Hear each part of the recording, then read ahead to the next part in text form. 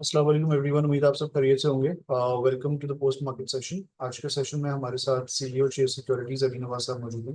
अस्सलाम वालेकुम अली भाई। अस्सलाम, थैंक यू।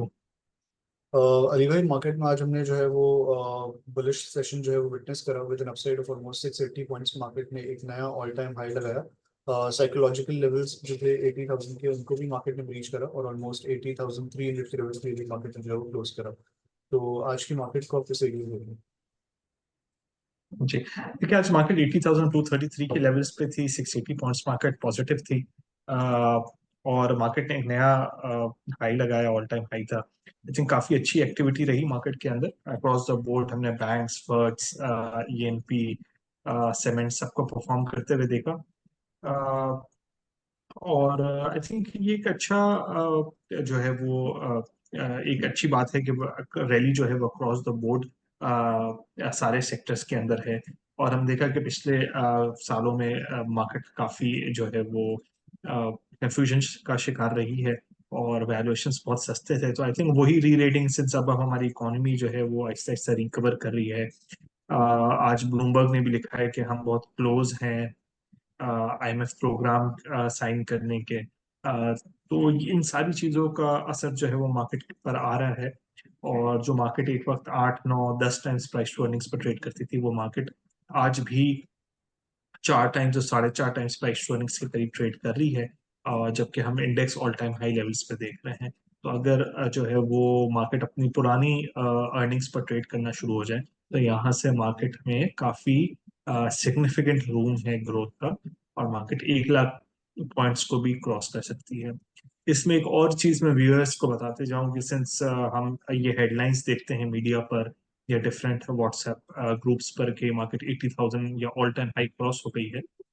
तो आई थिंक इसको इस तरीके से नहीं देखना चाहिए, क्योंकि हमारा जो KC 100 इंडेक्स है वो टोटल रिटर्न इंडेक्स है। अब टोटल रिटर्न इंडेक्स क्या होता है, मैं व्यूअर्स के लिए थोड़ा सा इसको आसान बता दूं कि अगर आपके पास 4 शेयर्स हैं, ये इसको और सिंप्लीफाई करते हैं। अगर आपके पास एक शेयर है OGDC का और उसने 2 रुपए डिविडेंड दिया है, और OGDC का की कंट्रीब्यूशन इंडेक्स में भी है, तो अगर आज OGDC 2 रुपए डिविडेंड से एक्स होता है और वो अगले दिन सुबह को 98 रुपीज ओपन होता है, तो उसकी एडजस्टमेंट जब उसकी प्राइस 100 से, अच्छा इंडेक्स की मूवमेंट किस तरह होती है, जब स्टॉक्स ऊपर जाते हैं तो हर स्टॉक का एक वेटेज होता है इंडेक्स के अंदर। तो जो है वो स्टॉक्स ऊपर जाते हैं तो इंडेक्स ऊपर जाता है, स्टॉक्स नीचे जाता है तो उस वेटेज के हिसाब से भी इंडेक्स जो है वो नीचे जाता है। तो अगर OGDC का शेयर 100 रुपए से 98 रुपीज हो गया 2 रुपए डिविडेंड देने के बाद एक्स प्राइस को, तो उससे डिविडेंड्स के आने से इंडेक्स जो है वो अपने आप को एडजस्ट नहीं करता। यानी इंडेक्स ये अज्यूम करता है कि OGDC की प्राइस आज भी 100 रुपए ही है। ये 98 जरूर है, ठीक है, लेकिन वो 2 रुपए डिविडेंड है। तो वो जो आपका KC 100 इंडेक्स है, ये टोटल रिटर्न है, ये डिविडेंड्स को इंक्लूड करके होता है। तो हमने पिछले 4 सालों 5 सालों में देखा है कि स्टॉक्स डिविडेंड तो देते रहे हैं। ओजी ने भी दिया है, PPL ने भी दिया है, UBL ने भी, सारे बैंकों, Efert, FFC, power sector. But उस वजह से इंडेक्स जो है वो एडजस्ट नहीं हुआ है। सिर्फ स्टॉक प्राइसेस एडजस्ट हुई हैं, तो वैल्यूएशंस बहुत नीचे आ गई थी। इंडेक्स जो है वो आपका टोटल रिटर्न रिफ्लेक्ट कर रहा था। तो अब सिंस जब मार्केट प्राइस एक्शन हो रहा है और जब प्राइस मार्केट के ऊपर जा रही है, तो इंडेक्स तो जरूर ऊपर जाता है, लेकिन इसका मतलब ये नहीं है कि इंडेक्स बहुत महंगा हो गया है या प्राइसेस भी स्टॉक्स की ऑल टाइम हाई लेवल्स पर है। अगर इंडेक्स ऑल टाइम है, प्राइस तो आप समझ लें बहुत ही लो वैल्यूज पर है अभी, तो आई थिंक इंडेक्स को फॉलो नहीं करना चाहिए। ये सिर्फ एक इंडिकेटर है ये देखने का कि मार्केट आज ऊपर है या मार्केट नीचे है। लेकिन इन्वेस्टर्स को अपने स्पेसिफिक स्टॉक्स को जो है वो मॉनिटर करना चाहिए। और आज भी ENP बैंक्स फर्ट्स में आपको स्टॉक्स मिल जाएंगे जो कि 4 और 5 टाइम्स प्राइस टू अर्निंग्स पे ट्रेड कर रहे हैं और डिविडेंड यील्ड्स उनकी 15 से 16% के दरमियान है। तो जो है वो मार्केट में अभी भी अच्छा पोटेंशियल है आगे। परफेक्ट। ग्रेट एक्सप्लेनेशन अली भाई। अच्छा अली भाई, आज मार्केट में जो मेनली पॉइंट्स कंट्रीब्यूशन हमने देखी वो बैंकिंग सेक्टर की तरफ से देखी, जिसमें हमने देखा कि नेशनल बैंक ऑलमोस्ट कैपिटल उसमें जो है वो काम हुआ। HBL में अच्छी एक्टिविटी रही। अस्करी बैंक में जो है वो काफ़ी अच्छे वॉल्यूम्स के साथ अच्छी एक्टिविटी हमने होती हुई देखी काफ़ी टाइम बाद। तो ऑल्दो एक तरफ हम यही बात कर रहे होते हैं, ये भी देख रहे होते हैं कि एक्सपेक्टेशन है कि रेट कट्स जो है वो होंगे आने वाले कुछ महीनों में, और उसमें हमारा मेनली फोकस ये रहता है कि सिक्योरिटीज में जो है परफॉर्मेंस आएगी। अभी तक जो इंटरेस्ट रेट्स हमारे ऑल टाइम हाइस पे रहे हैं, 22% पे रहे हैं, उसमें हमने देखा था कि बैंक्स ने ठीक ठाक रैली करी थी, उनके पेआउट्स वगैरह भी काफ़ी बेहतर थे, और जो है वो काफ़ी ऊपर के लेवल्स पे जो है वो ट्रेड कर रहे हैं। तो बैंक्स में जो इन लेवल्स पे इंटरेस्ट आ रहा है उसकी वजह क्या है? जी देखिए, हमने आज सुबह को जो हमारे मॉर्निंग न्यूज़लेटर फॉलो करते हैं फिनालिसिस के नाम से, हमारे हमने आज ही अपने मॉर्निंग न्यूज़लेटर में ये सारे इन्वेस्टर्स को ब्रीफ आउट किया था, जिसका हमारा टाइटल भी था कैचिंग अप।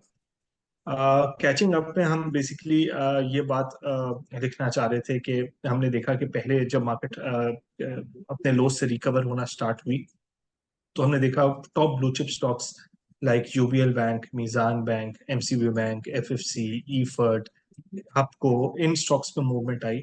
और ये स्टॉक्स जो पहले 20-22% की डिविडेंड यील्ड दे रहे थे, और इनकी प्राइस टू अर्निंग्स 2 टाइम्स और 3 टाइम्स के करीब थी, वो उनमें री रेटिंग आई, और वो स्टॉक्स में अच्छी प्राइस मूवमेंट आई। फिर हमने देखा, जो अब हम देख रहे हैं, जिस वजह से हमने इसको कैचिंग अप लिखा है, कि हमने देखा कि बाकी और भी बैंक्स जो हैं, वो अभी भी 2 और 3 टाइम्स प्राइस टू अर्निंग्स पर ट्रेड कर रहे हैं। वो आज भी हाफ टाइम्स और 0.6 टाइम्स प्राइस टू बुक्स पर ट्रेड कर रहे हैं, शायद उससे भी नीचे। ठीक है, शायद उनकी डिविडेंड यील्ड्स जो है वो उतनी स्ट्रांग नहीं है, ये उतनी हाई नहीं है, बट जो है वो वैल्यूएशन उनकी काफी अभी भी अट्रैक्टिव है, और वो ये गैप बहुत बड़ा हो गया है। कि अगर for example UBL bank 1.25 times price to book पे ट्रेड कर रहा है, तो एचबीएल बैंक आज भी 0.6 टाइम्स प्राइस टू बुक पे ट्रेड कर रहा है, और national bank 0.4 times price to book पे ट्रेड कर रहा है। Sorry, 0.2 times price to book पे ट्रेड कर रहा है नेशनल बैंक। अगर हम इसमें पेनल्टी की हिट ले लें, जो पेंशन फंड्स पे आनी है, तो 0.4 हो जाएगा उसके बाद। तो आई थिंक ये और इसी तरह अस्करी बैंक बहुत चीप वैल्यूएशन पे ट्रेड कर रहा था। आई थिंक ये 2 टाइम्स प्राइस टू अर्निंग्स पे ट्रेड कर रहा था, और ये भी below 1 times price to book था। तो आई थिंक ये स्टॉक्स वो हैं जो कि आप उस वैल्यूएशंस का जो गैप हो गया था, तो वो उसको कैचअप कर रहे हैं। और आई थिंक ये वाला जो गैप है, ये नैरो डाउन आगे और होगा। और इसी तरह हम देखेंगे कि जो है वो, आज हमने ओजी पीपीएल में हमने काफी अच्छी मूवमेंट देख रहे थे, बट आज पाको में भी बहुत अच्छी मूवमेंट आई।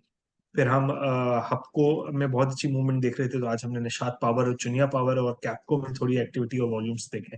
तो आई थिंक इन सेक्टर्स में अभी भी स्टॉक्स लग रहे हैं कि जो कि स्टॉक्स ब्लू चिप्स पहले परफॉर्म कर गए थे, अब we think second leg of price movement आएगी, और जिसमें अब हमें लग रहा है कि और सेक्टर्स, यानी सीमेंट्स, ऑटो पार्ट्स, बैटरीज, ये सारे सेक्टर्स जो हैं, ग्लास सेक्टर, फार्मा सेक्टर, इन सब में जो है वो मूवमेंट आना शुरू हो जाएगी।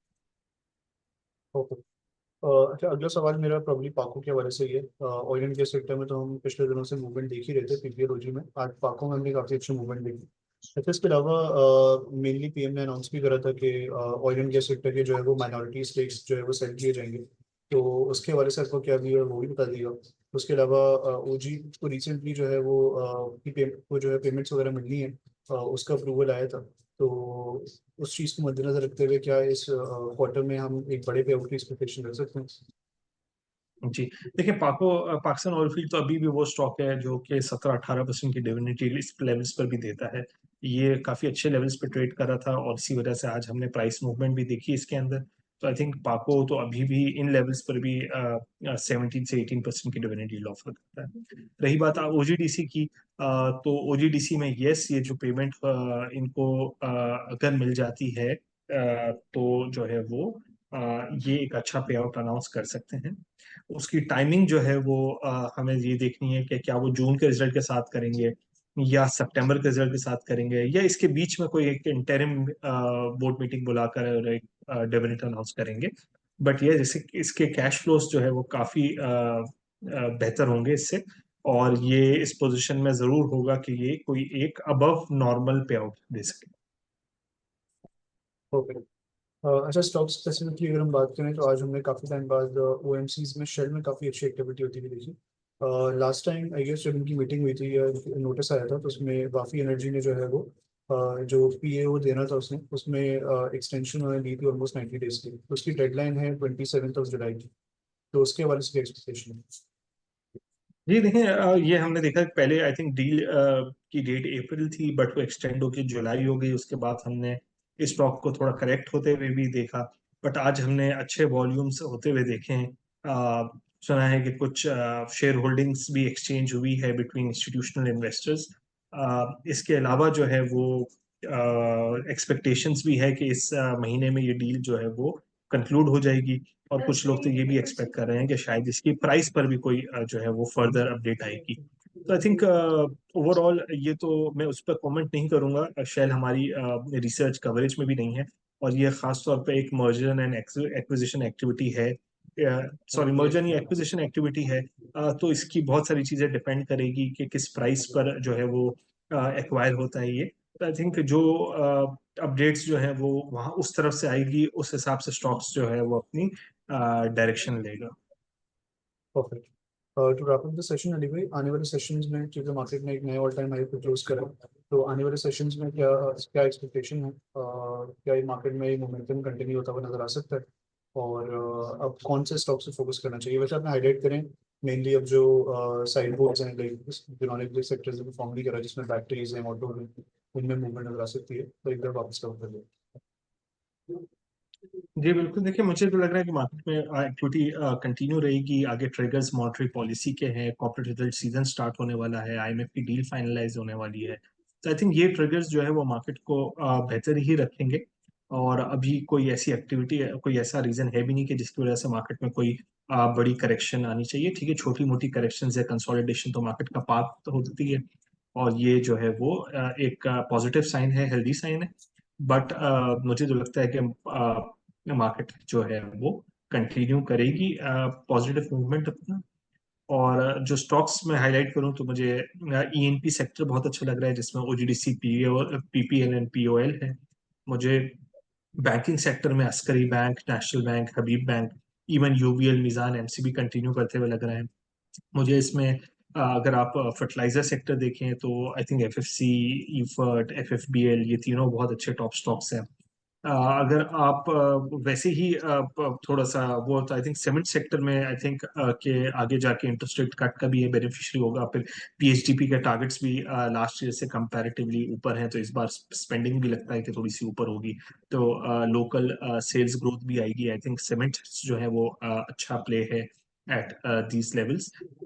इसके अलावा हमारे कुछ और टॉपिक्स, जिस तरह का फार्मा सेक्टर काफी अच्छा लग रहा है। ग्लास सेक्टर में तारिक ग्लास काफी जो है वो अच्छे मूवमेंट है। आई थिंक कुछ और जो अल्फा स्टॉक्स, जिसमें हम पाकिस्तान टोबैको हाईलाइट कर रहे हैं, एटलस होंडा हाईलाइट कर रहे हैं, पीएसएक्स का जो अपना शेयर्स हैं वो काफी अट्रैक्टिव लेवल्स पे ट्रेड कर रहा है। तो आई थिंक इन्वेस्टर्स को, जिस इन्वेस्टर का जिस टाइप का पोर्टफोलियो हो, उसको जो है वो मैं उनसे रेकमेंड करता हूँ कि अपने रिस्पेक्टिव ट्रेडर्स या आपसे रब्ता कर लें। तो आप based on their risk appetite, based on their liquidity, आप उनका फिर प्रॉपर पोर्टफोलियो जो है वो डिजाइन कर देंगे। Thank you so much Ali भाई for participating in this session. Allah thank you हाफिज़। So much, thank you.